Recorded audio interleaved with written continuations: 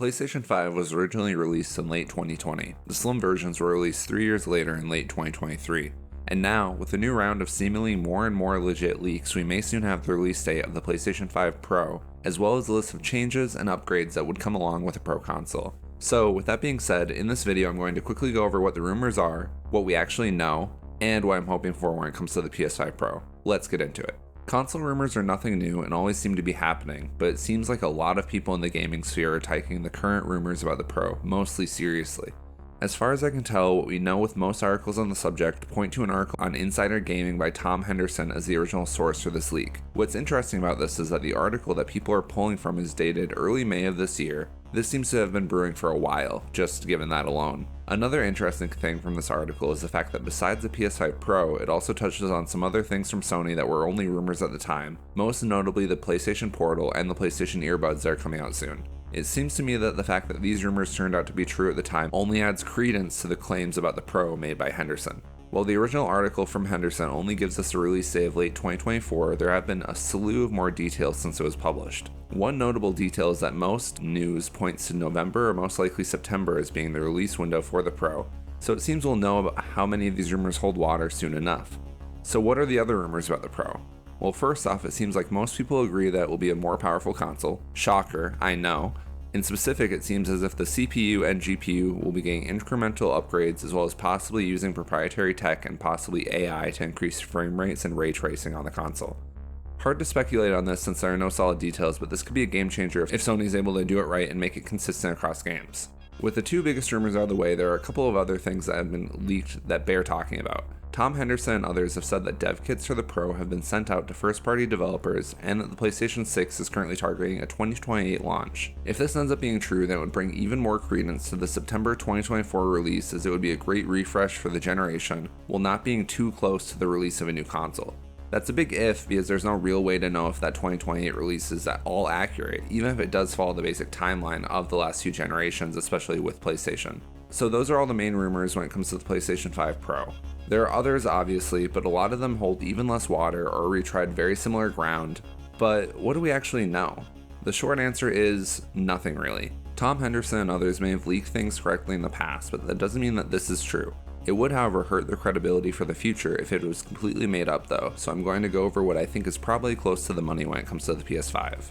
First off, I do think that we will get a PS5 Pro. It makes sense for where we are in the console's lifetime, and with all the demand for it, I'm sure even if Sony hadn't originally planned for it, they would have probably decided on a console refresh a while ago and changed course. As for the September and November 2024 release date, I think either is just as likely, and it doesn't really make much of a difference in the grand scheme, given the fact that they're only a month off. Late next year in general seems very reasonable, given how late we are into the life of the PS5 and how this cycle played out with the PS4. I would bet by this time next year you can probably own one of these and this video will be obsolete. So yeah, I would bet good money on that. Now, talking about the rumors of CPU and GPU upgrades as well as using AI to enhance the games, I don't really know. Of course these things would be improved, but how much is anyone's guess with different sources saying different things on any given day? If I had to guess, I would say that we'll see improvements that you can see well enough when playing on the new hardware, but probably won't look like much in side-by-side video or reviews or leaks of any console dev kit or anything like that. We're well past the times when new consoles were a completely new experience compared to the last generation. And that's really all we sort of know about the PS5 Pro. It's not much and might not even be true, but it's definitely why I'm most confident about going over all these leaks. Now, with all that out of the way, I wanted to talk about what I'm hoping for with this new iteration of the console, and if I'm being honest, it's not even that much. I would even go back and forth on if we even need a new console in the first place, because I mean, if we're going off of an expected release date of late 2024, then we're pretty deep into the lifespan of the PS5, and it's hard to tell if incremental improvements would be worth the upgrade so late in the game. But then again, that is based on the lifespan of the PS4 and when the PS4 Pro came out, and being a whole different console generation, things can for sure change. But never mind all that, if I had to pick anything, I think my dream PlayStation 5 Pro would maybe usher in a bunch of small software changes that could apply to all PS5s, such as hardware and software upgrades, and coincide with the release of the Pro at the same time. As for hardware improvements, I would love to see physical backwards compatibility get expanded with the Pro, as well as smoothing out some of the arguably small kinks with the current PlayStation emulation of games from the earlier generations. I know physical backwards compatibility for anything besides PS4 games is an extreme long shot, and it probably doesn't have a huge demand, and Sony definitely doesn't have a huge incentive to do it since playing old games is a perk of their more expensive tiers of PlayStation Plus. But damn it, it's something I want for my dream PS5. I have a sizable PS3 collection, and it would be amazing if the PS5 Pro was even more of an all-in-one experience. My PS3 is very tired, and I would love to just let it rest.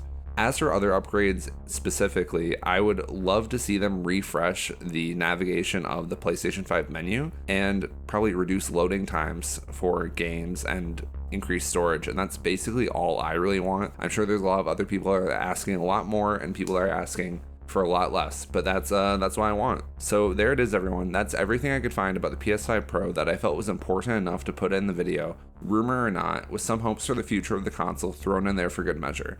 I hope you found this a bit helpful, and if you did like it, remember to like and subscribe for more stuff like this, and I might put out some more information if there are any updates in the near future. But I want to know what you guys think. What are you hoping for to get from the PS5 Pro? Would you be willing to upgrade from the base model, or do you think that we as consumers even need an upgraded version? As always, please let me know your opinions down in the comments. Thanks for watching, and I'll see you all in the next video.